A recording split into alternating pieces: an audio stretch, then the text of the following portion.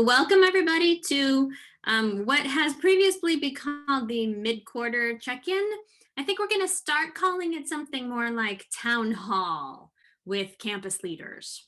But this is really a chance for the associate deans and of the colleges, the folks who really have, I would say, the most touch points on the student curriculum experience and kind of learning experiences in their majors, to hear from the students and for them to hear from you. So we have a few prepared questions that the students came up with that we sent you ahead of time.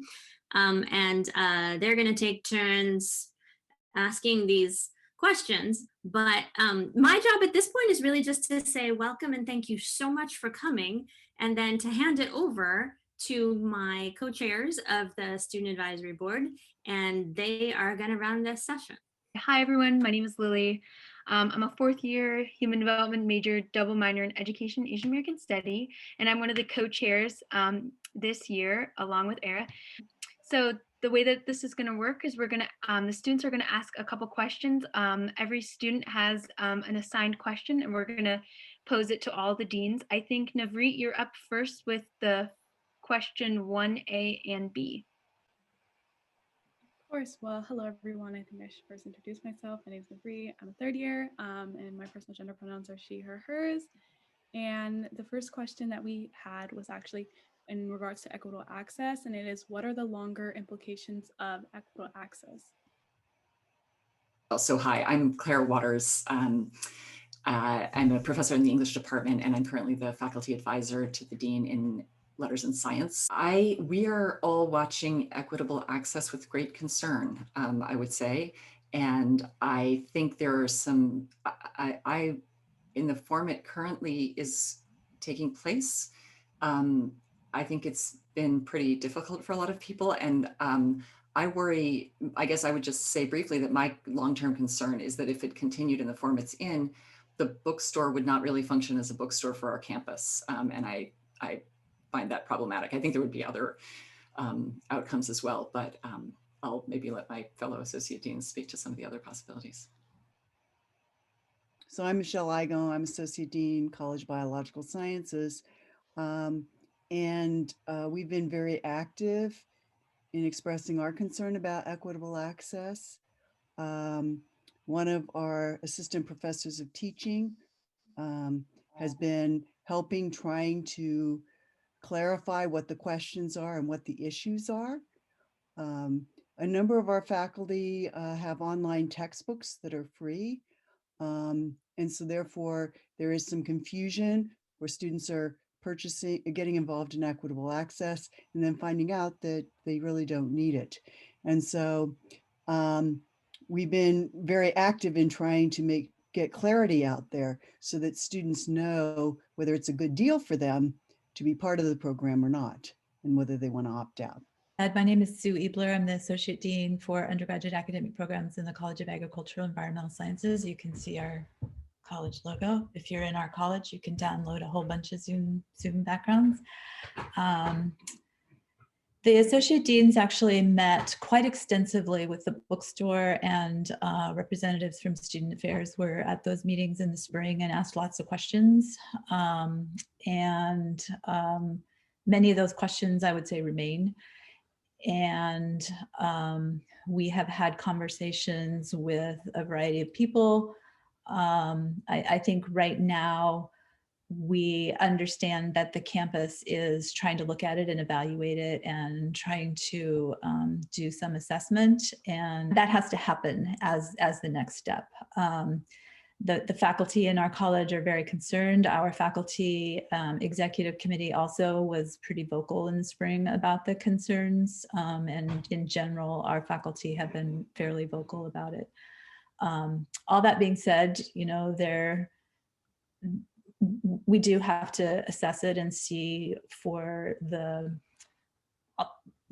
greater population, is it achieving what it set out to be? I can't respond to that right now because I have not seen any data since it started. And I think we have to allow some of that assessment to happen. I would just encourage students to be the ones speaking out, because I think that the students are the ones that folks are listening to right now. I'm not sure that it's the associate deans, to be very, very honest. So. Yeah, absolutely. I think if I were to sort of, put also a bow and a to be continued on this topic, I know from talking to Pablo that along with presenting some of the, like, how has the program performed fiscally, right? And data in terms of usage and what percentage of students used it and what percentage of classes, that sort of thing. They're also planning to do feedback sessions, focus groups, etc., with faculty and students sort of throughout the remainder of the year, so that they can make plans for implementing some changes. I know they have some in mind, but also I think they would really love to hear from other folks on campus. And so, like, just to kind of put a bug in your ear, like, if you see those opportunities for those meetings and you have some strong feelings about the program, I definitely go and voice those. Okay, so moving on to the next question. It's, does Equitable Access change the way professors teach their courses, and are professors changing their texts in response?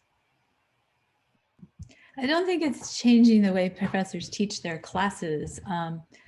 I think professors are confused about the impact on the books they select and the impact on the way students can get the books that we want them to have. And so I'm not sure I can answer the last part of that question, because I don't know that. I think that's part of the assessment that has to happen. I know that I think many faculty are confused. I've received questions from faculty saying, can you tell me, did this get on the list? Didn't it get on the list? What are students being told? And it's been a bit confusing, I would say. But I don't think faculty are changing the way they teach their course. They may be making, like Michelle's saying, they may be making decisions to go with open access, completely free open access text, but much of that was happening anyway. Yeah, what we were finding is that some faculty, there was a difference if you recommended a textbook versus requiring a textbook. And so in a lot of our classes in CBS, there will be, particularly if they're using the primary literature, they'll have a recommended textbook. Well, it turns out that's not covered with Equitable Access. And so students were feeling like they were paying for Equitable Access, but because the textbook was recommended. So faculty are a bit confused, because for a lot of classes, particularly for upperclassmen, you want to have a good basic reference. And it's kind of like, for example, I teach intro bio. Any intro bio book will do, in addition to the open access book I use, right? But, because basically if you're covering carbon, you can find it by Googling it. And so faculty traditionally were recommending books. And what they found out for the fall, we got feedback from the CBS students anyway, that by recommending, it wasn't part of Equitable Access. So that was one issue. The other is that there's some textbooks that are not covered as easily with Equitable Access. And so that was another struggle for faculty members, where they had recommended a textbook that they were planning on using and then finding out it wasn't covered, and working with the bookstore to do that. And in one case, they ended up changing the textbook because the publisher was not willing to move on that. So it is having some impact, but like Sue's saying, and Claire was mentioning, we need to figure it out. I mean, we need more information because it's new to the faculty too. And so that's an issue. I'd add one thing that's maybe a little bit peculiar to my area as an English professor, not peculiar, but maybe more important. I really encourage students to buy a physical book. The class that I teach, that I've been teaching the most often, is the Canterbury Tales, and I probably have it right here. It's a thin paperback. It doesn't cost much. And writing in it, historically, my students have found really, really useful. People just learn it better and deal better with the unfamiliar Middle English. The bookstore has also gone to an all ebook policy. And so now my students would have to opt out simply to buy a paper textbook. And I don't require that. Certainly this year I didn't. And if people really prefer an online textbook, I don't forbid them to, but I really recommend that they consider doing it. And they can't do that with Equitable Access. And that, I guess it doesn't necessarily change the way I teach, but I think it might change the way my students learn if they are getting books through that program. I think that a thing to remember about faculty and teaching is that even though we had this in the fall, only a subset of faculty taught in the fall. And so a whole bunch new faculty had to figure it out for winter.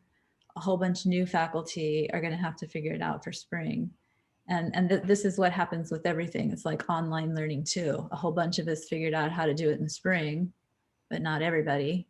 I have faculty right now who are just now trying to figure out how to teach an online class in the winter because for one reason or another, they haven't taught, and since we've been in remote. So I think it's important to remember that faculty are learning all these things at the same time, and they just because we've been doing something for a while doesn't mean that any individual faculty member might have all the secrets or the magic wand to know how to make things happen. And I think that's what we are experience a little bit with winter quarter, especially because of the holiday that was in the middle, and people were gone and showed back up on the first day of class, and hadn't maybe had the staff and support to get some of these things set up the way that maybe we would have done in other years and or in other quarters. Hi, everyone. My name's Kilvio, and I'm a fourth year math major. I'm glad you brought up the point about physical copies of books, because our next question was, what were the accommodations for students who have old copies of textbooks or physical editions? I'll just say quickly, I tried to give my students as much flexibility on that as I could. And I do actually often have people who have another version of the Canterbury Tales. Usually that's fine. I just ask them to send me a page so that I can make sure that it hasn't been modernized, or there's not usually a huge amount of difference in the text. It can be confusing for them, and they can sometimes be lacking, like this version, for instance, some of the introductory material is really useful. It has a good glossary, et cetera. And especially older editions won't always have that. We had the ebook for this, so it was available also through the library. So that should have been helpful, I think, if people had a different edition. But yeah, sort of maximal flexibility as long as they can get what they need is kind of how I try to handle that. So I haven't taught since the implementation of the Equitable Access, but I do remember one way that I would accommodate students that have older textbooks is to provide the problem statements to homework assignments in the engineering classes that I teach, to post the problems as well as the, later on, of course, the solutions, but the problem statements are important because there are multiple editions. Just about every other year, there's a new edition, and often with new problems that are added to the textbook, the problems are renumbered. And just trying to make sure that someone doesn't have to have the current edition of the book, but and still be able to follow. I think there's also certainly recognition that students are relying more on not just that one textbook, that there's information available, and so online and other resources, tutorials. And so I certainly don't want to put the burden on a student to have to pay a lot of money on one book when that's not necessarily the only source they're going to get information I expect them to know. We were curious about other materials for a course that aren't covered under Equitable Access. I know we covered recommended readings. or textbooks, but we were just curious about other textbooks, lab fees, any other costs associated with taking the course. I actually have an example for this one, which is a class that my husband teaches. They use a particular kind of software.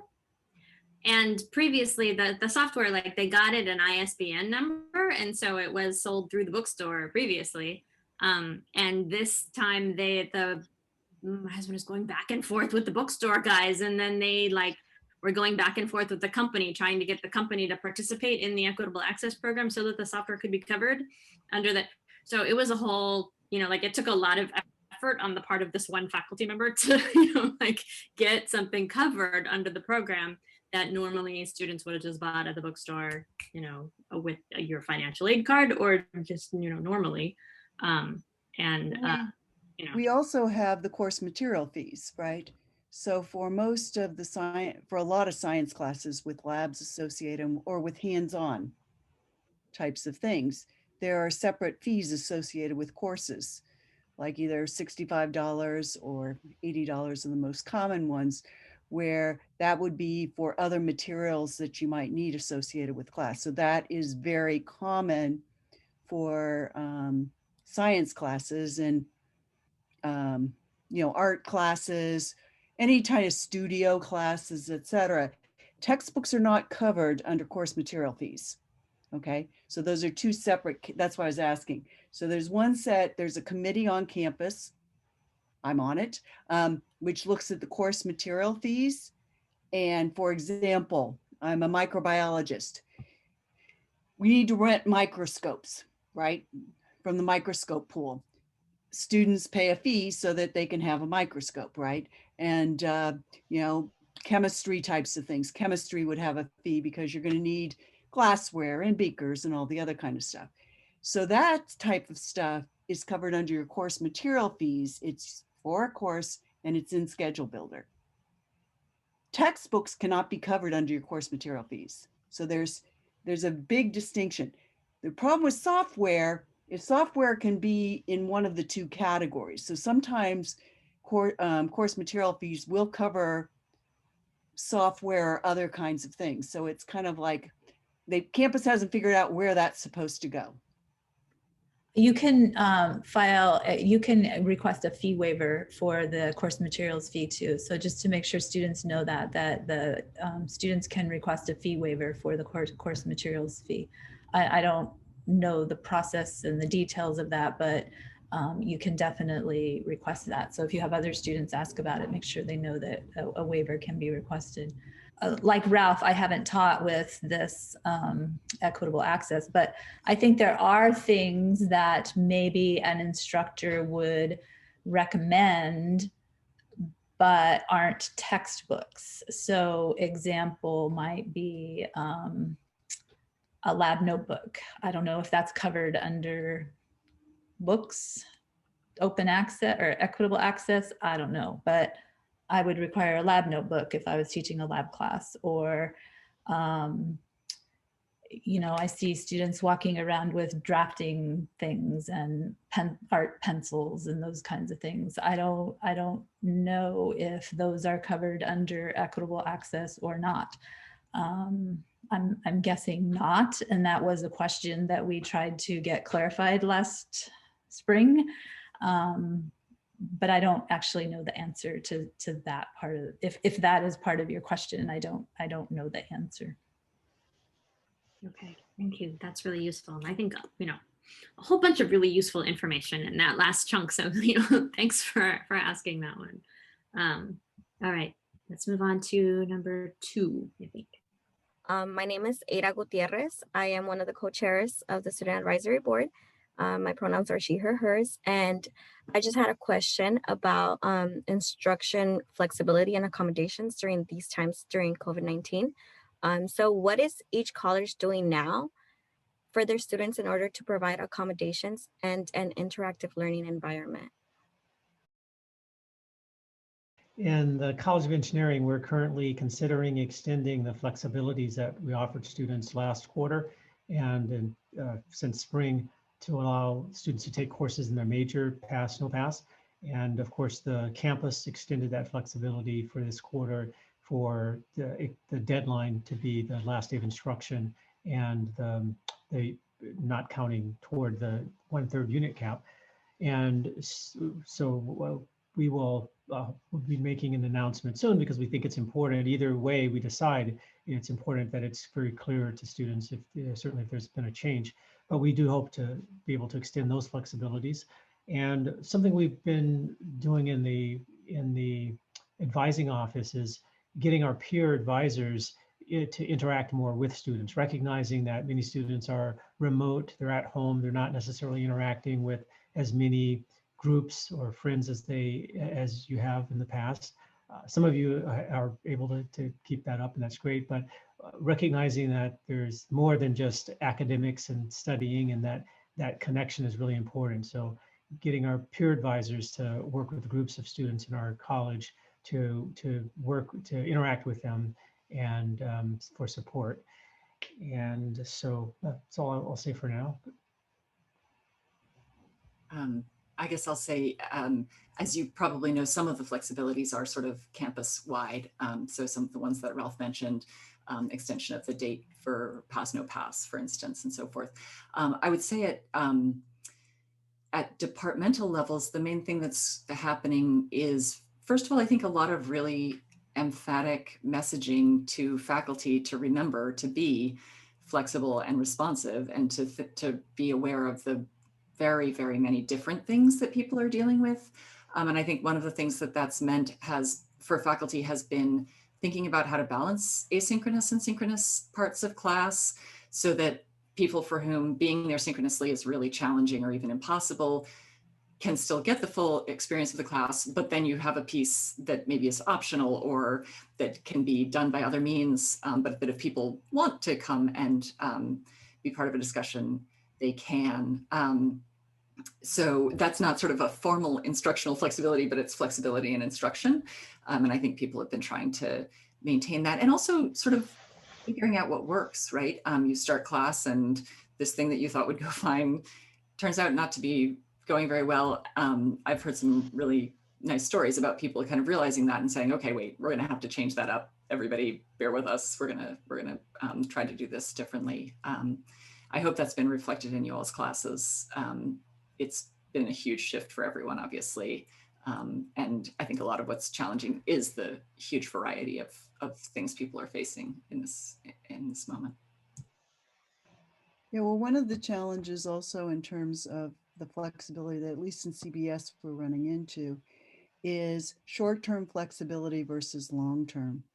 So for example, in terms of the pass, no pass in the major, originally people thought last spring that of course every med school and every professional school was going to be accommodating and you didn't have to worry about taking a class, pass, no pass. They would, particularly for programs that say you have to have a C or better.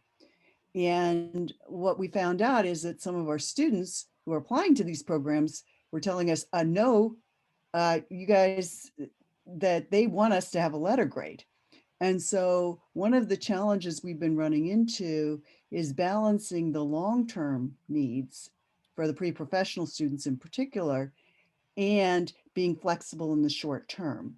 And I think one of the things in CBS we've been trying to do with health professions advising and some of the others is making sure students have a clear idea about when you're making that decision, what it means and how it might have an impact. And, you know, we can't guarantee that, you know, professional schools make their own decisions, right? And I mean, I had a student where I had to write a letter who did pass, no pass, and saying, this is what the letter they would have gotten. So that, you know, but that's just me saying it. It wasn't on the student's transcript, you know, so I think part of the challenge is when we're talking about the flexibilities, particularly in terms of grading, is what it means for students in the long haul. In terms of accommodations, in terms of synchronous versus asynchronous, we've been trying to take into account that students are in different parts of the world. And so we're trying to have TAs who tend to be night owls or early morning people available, so that if someone is in Ireland or something, or wherever they are, that they can still kind of connect in.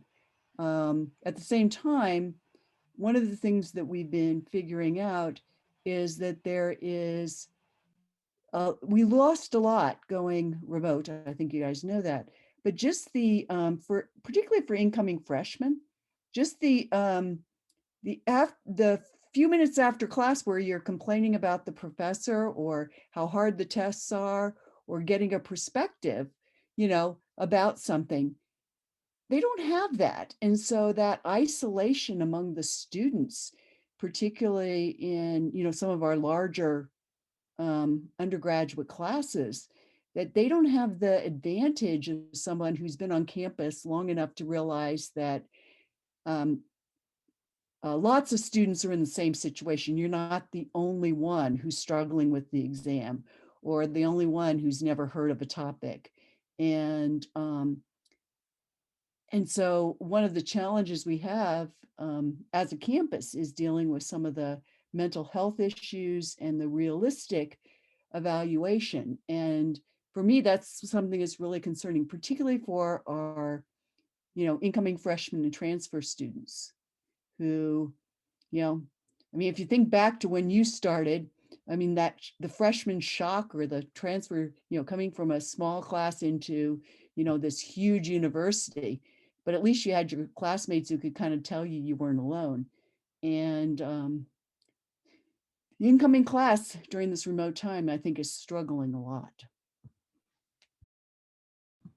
Yeah, I'm not sure I have much to add. Just like all the other colleges, we're approving the accommodation, there's the campus accommodations, pass, no pass, deadlines. And then the college is also extending pretty much the same accommodations. We have not put unit restrictions on pass, no pass classes in our college. I think, like Michelle, we try to give as much information to students as possible to say, before you make this decision, talk to an advisor or think about what the implications can be. It can affect financial aid. It can affect certain veteran services. It can affect athletics scholarships. It can affect graduate professional school, minimum progress, it can affect your overall GPA. You can,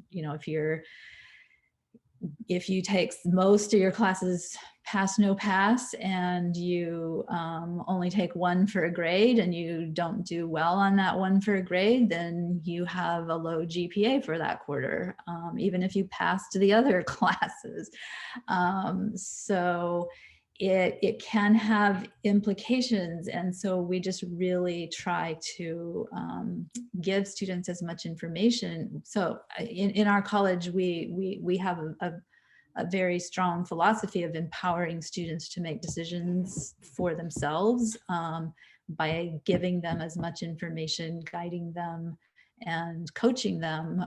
But in the end, students, students have the agency to make these decisions on their own.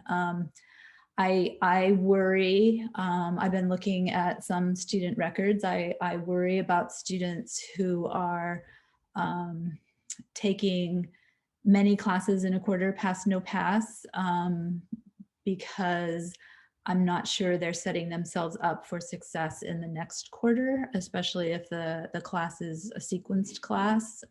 Maybe they are, maybe they aren't. That's the thing with pass, no pass. It's hard to tell. It can be hard to tell. The assumption is, not an assumption. You can't get a pass if you don't have a C-, but I know myself, taking a pass, no pass class, I work at it a little bit differently than if I'm taking it for a grade. And so I worry about some of the pass, no pass strategies that students might be trying to do on their own. At the same time, the flexibilities are there for a reason. And, so you ask, what are we trying to do with faculty? I mean, every chance I get, I talk with that. I mean, I just did it this afternoon with our faculty executive committee. I did it last week with our chairs. Every chance I get, I tell them, here's the things we're hearing from students about COVID, financial challenges, isolation, their home environment, ability to be in places that are quiet, grief, loss, all of those things that always are happening for all of us. Well, not COVID, but there's frequently some sickness or something that we might be dealing with. But it's all sort of on, so many of these things right now are just stacked one on top of each other, and combined with the isolation, it's a lot. And so even though we've been at this for almost a year now, it's not business as usual. And so I just keep trying to remind faculty of that every chance. With 350 or 380 faculty, I don't see every faculty member in my college. And so I can't guarantee that every faculty member is going to do what we would hope they would do. But, I think most faculty do want to do the right thing and are doing the right thing to the best of their ability, because they also are struggling and managing all these things, just like many students. So, and again, every quarter, it might be a new set of faculty that's going through this transition of remote. And so it's the same for a student. You might be like, well, gosh, this is our third quarter. How come the faculty member hasn't figured this out? Well, it might be their first quarter. So I think it all requires a lot of grace and compassion and kindness towards each other and towards ourselves during this time. And that's what I try to emphasize. Absolutely. Thank you for that too. I think that's a good segue into an opportunity for our associate deans or esteemed leaders on campus to hear some from our students about their experiences. So there are 3 questions I'm gonna pose to our students, and we probably have time for 2 responses each, maybe. So the students, they generated these questions, frankly, like these are the questions we want you to ask us. So I'm sure that they could all speak to each one of them. But, we'll see as people jump in, and we'll try to get a sense of, to hopefully each student can speak at least once in response to one of the questions, so you can get kind of a wide spectrum of experience. And students, if you haven't jumped in yet and introduced yourself when you answer a question for the first time, please say your name, your college, your major, your year, your pronouns. Okay, so the first question is, what is a significant experience that's had an impact on your academics? For example, experiences with advising, administration, finding resources, that sort of thing. Hi, my name is Josh. I'm a second-year food science major here at Davis. I actually had somewhat of a scheduling issue this past quarter that had to do with prerequisite classes that were required for my major.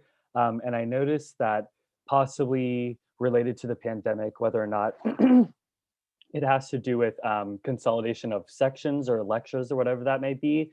But I noticed myself and many other students having scheduling issues over the past few quarters, trying to get required classes for their majors, classes that may be in sequences like physics or OChem, that end up in scheduling conflicts that then create a lot of unnecessary stress and confusion and chaos in like scheduling classes. And I know for students, scheduling classes is stressful every quarter, but on top of doing it virtually and trying to line up, work schedules and life schedules and all that stuff, it can get kind of crazy. So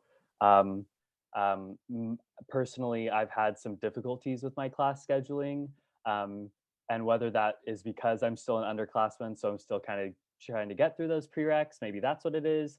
But I guess my question back to the deans today is, how are colleges working with students and being flexible to make sure that we can still get our prerequisite classes as sections are being consolidated?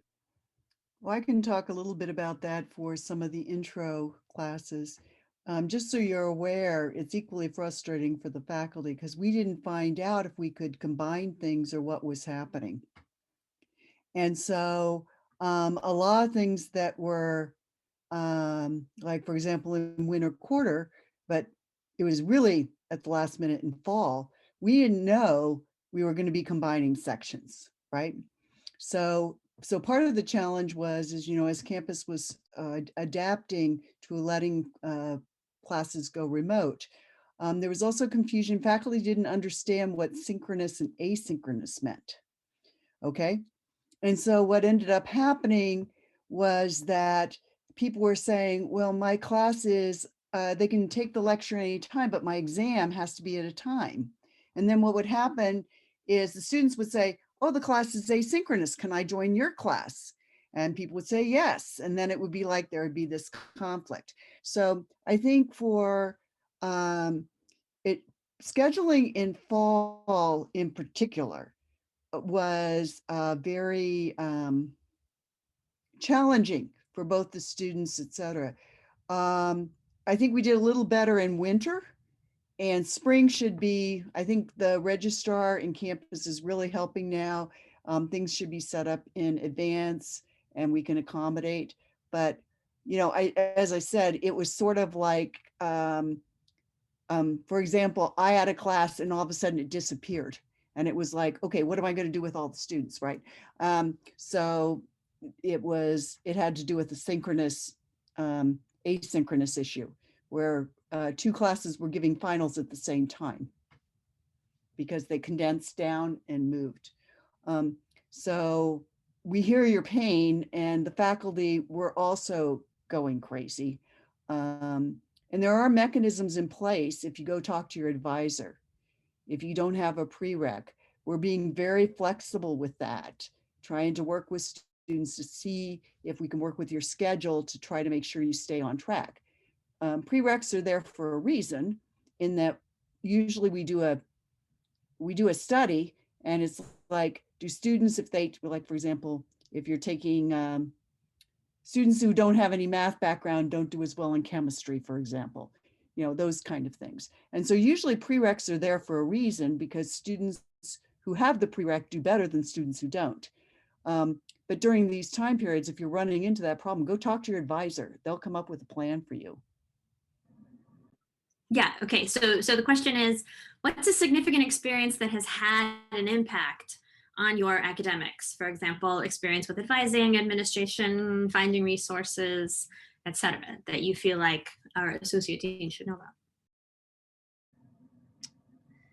One of the biggest thing that's honestly like impacted my undergraduate education has been like both the pandemic and like access to advising, both positively and negatively. At least advising wise, the pandemic has made a lot of things more difficult for undergrads, especially just classroom wise, like we've talked about it already. A lot of myself in particular, and a lot of other students have had, issues with lack of accommodations during the pandemic, but advisors have definitely made it easier to kind of navigate these times, especially a lot of the advisors from specifically political science and history departments, which are, I'm sorry, I forgot to introduce myself. I'm a fourth year political science and history double major.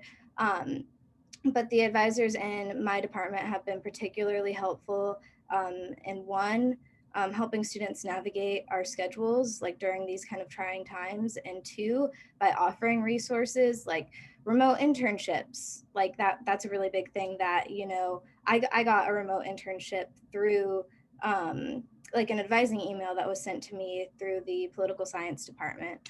But the only like downside with advising I know right now is that it's really difficult to get advising appointments currently. And I think that's mainly due to COVID-19 and like a lack of just kind of appointments that have been available. So yeah, I think definitely advising is something that's really impacted my undergraduate career and is definitely something that students should utilize even more with COVID-19 and like the changing requirements, you know, requirements for grad school, for law school, all that stuff. Because again, taking like a class pass, no pass could impact your ability to, you know, apply to certain graduate programs. So yeah. Can I ask a quick follow-up on that, Shelby? I'm interested whether the difficulty with appointments, has that been primarily with the major advisors, or has it been with the college advisors, or has it really been both? It's kind of been both because I've heard at least like across departments and not like just for major advising, people have had a difficult time accessing appointments right now. At least I know that like as a senior, I have a major advising hold right now, as do a lot of other seniors. And like all the appointments are full for political science advising, for history advising, which I believe is part of economics and another major discipline, I believe. So I think it's kind of impacted across the board right now. Right now is a particularly busy time for academic advisors in the dean's offices and in the departments, because we are trying to prioritize appointments for students who are in academic difficulty so that they can get their schedules worked out. And so our appointments fill up like, you know, at a snap with students that we're really trying to get in classes that they need to be in. You know, in a quarter, if they're not in by the second week, you know, things start to go downhill pretty quickly. So at least in our college, the first couple of weeks is really, I mean, we always have drop-in. So that's always an option in our college, but then those fill up too.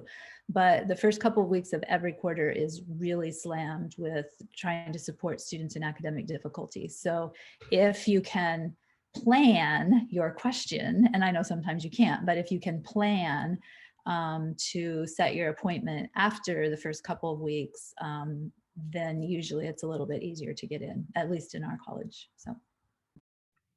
Yeah, I think that's true. I mean, we've been hearing from our advising community that first few weeks of winter are always slammed with subject to dismissal students, but because of all of the concerns and sort of, you know, crises on crises and crises, that stacked up thing that we've been talking about, there are more students who are in this sort of, you know, really sketchy or nebulous sort of phase wherein they, you know, are you know, potentially like on accurate probation, potentially subject to dismissal, really need to get into those classes where they can make progress and do well.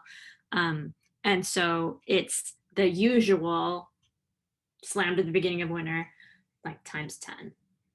Not to say, oh, it's not a big deal, or you should be patient, or you know, whatever, but I think it's yet another way in which there are systems at the university and our sort of staffing models and whatever that are being overwhelmed in this, you know, this time. Okay, I'm going to move to the next question, which is, what are your suggestions to make your academic experience better? And are there any changes that you would like to see? This isn't to say that, you know, associate deans can necessarily wave a magic wand and make those things happen. But I think it's always good for people to hear sort of what the students are thinking about in terms of suggestions and what they'd like. Hi, everyone. My name is Anushka Bopte. I'm a third-year applied mathematics major, College of Letters and Sciences. My pronouns are she, her, hers. I'm an international student, and there have been a lot of problems with international student accommodations since everything is synchronous and asynchronous. I have to attend a mandatory lecture because it has participation points this quarter. The lecture takes place at 1 a.m. MWF. Then there is a mandatory discussion, which I have to attend because it has a quiz, a proctored quiz, at 5 a.m. every Tuesday, I believe. Then I have to take part in a mandatory lab, which takes place at 6 a.m. Wednesday. I'm not the only student. I know there are a lot of students that are facing problems. I try to talk to my professors, but they chose to tell me to opt for a different professor. Sadly, for three of the classes, I could not opt for a different professor because either the different professor had all the sections full, so I couldn't register for them or waitlist for them, and then one of the classes actually just had one professor. So I had to take these classes because I need to take these classes to graduate in 2022. I have met with a couple of students from different colleges. I know one from College of Biological Sciences who was diagnosed with PCOD and has been advised by the doctors to get more sleep. But because she's an international student, she has to stay up the entire night to attend lectures for participation points and all of that. I'm a member of ASUCD, and we conducted a survey, and we got an overwhelming response. And a lot of the responses suggested alternatives alternatives to lecture participation, such as maybe a written submission about all the readings, or whatever the professor could be amenable to. So it ties in with my question: what are the international accommodations that all the colleges are sort of opting for, and would there be any changes that you'd like to make, and could I help with any of that, because I'd love to. Thank you. I'm going to jump in on this, and it's a little bit like Michelle's last answer, just to say that honestly, this is a frustration in our offices as well. I would say that I think most faculty have tried to give options of the kind that you suggest, right? Such that if it does not work for you, if it doesn't make sense for you in terms of time zone to be at a synchronous section or whatever, that there might be a written assignment. We can't mandate that. And so it's been an interesting experience of continually encouraging faculty to be flexible and to be aware of students' situations. It's a big problem. I think you have a lot of company among international students who have pretty unforgiving schedules at the moment. I think if this were a longer ongoing thing, we might be able to, I don't know, encourage people a little bit. I don't know what we would do. If we had longer, I think we would have found mechanisms that we made this more emphatically essential, but we can't make people do it. And it's a problem. I absolutely recognize it. Your dean's office will do what it can to help. I get inquiries of this kind and I always follow them up. But there are some faculty who have chosen to sort of keep things in a certain way, and it's their prerogative to do it. So, yeah. I think one thing that we are trying to do, and the Faculty Senate, which is our governing faculty body, is again, I don't think it's actually mandated, but it's very strongly encouraged from the Senate, is to have every department list their classes and the synchronous, asynchronous components, and what's going to be required to be present in person, to at least try to give students some information so that they can maybe choose things that work better for their schedule. Now, I know, as you just said, sometimes you can't get into that class that has a more reasonable schedule for what works for you. So what I would encourage is that you talk to an advisor, and sometimes, I'm not going to say this is a guarantee, but sometimes the advisor can work with the instructor to say, hey, could we just add one more student or get a PTA here to help this student out? So it's always, it can never hurt to ask, and advisors are always wanting to support students to help them be successful. So I would say you know, ask as many questions as you can. Encourage your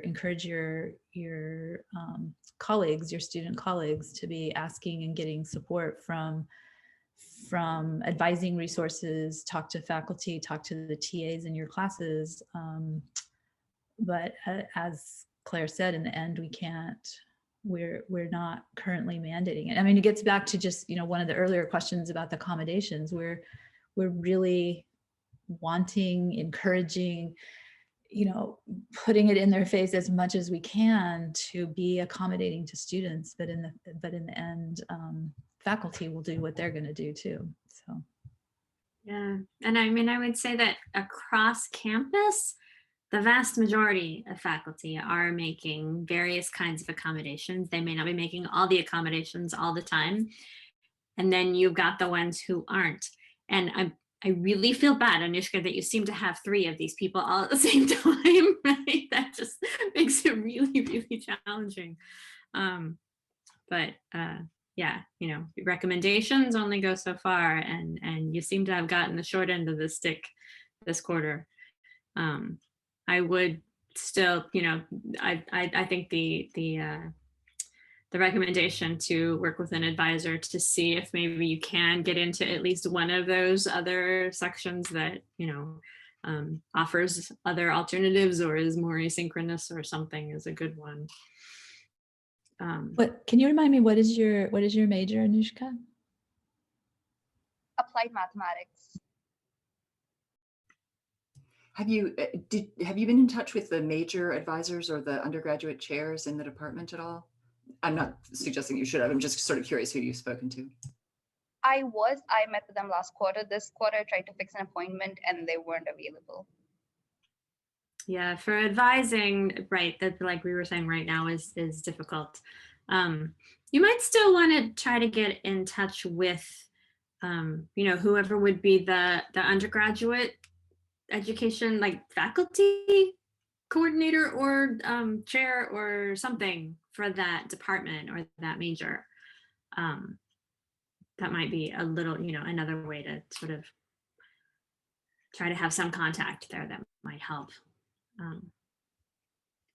In some of the colleges like CBS, and I assume everybody else, we have faculty or master advisors in our majors. And they're at this time, it's a little easier to get in touch with the master advisor because they're not directly involved in the probate, you know, helping students who need to adjust their schedule. And at least in CBS, our master advisors are underworked. Students don't take full advantage of the fact that if you go to our website, in addition to the staff advisor, every major in the college has a faculty advisor who can help you with things.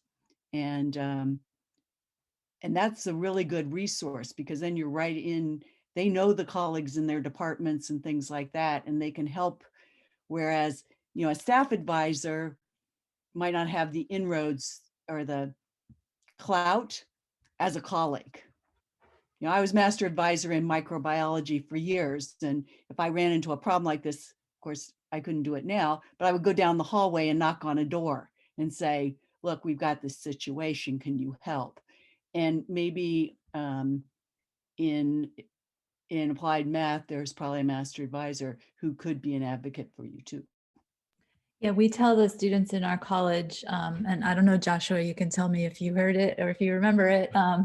We tell all of our students to make a friend of their master advisor and or at least know who they are so that when you do need them, you know how to contact them, because every major in our college either has, we also call them master advisors, has a master advisor or a vice chair of teaching. Many departments have a vice chair of teaching. So there's always a faculty member who's like in charge of the undergraduate teaching program in some way. Maybe they're a teaching committee chair or something. Find out who that is, write that name down. And then when you need to know who that is, then you'll have that record. Absolutely. Thank you. All right. I'm looking at the clock and I really want to be respectful of everybody's time. I think all of our student members got a chance to either pose a scripted question or respond to one of the student focused questions. So I'm gonna hand it over to Lily and Ira, who will close it out. From my own part, I would just want to say thank you everybody for coming. I think this was a really useful discussion, and I'm really glad we recorded it because there was so much valuable information that came out here that I think it'll be really good to make it available to other students so that more people can come as we continue to host these events. As Dean Ching said, thank you so much for coming. We all appreciate you guys being here. It really means a lot that administration is actually like listening. And so thank you so much. Hopefully we see you all soon at another one. And once again, thank you.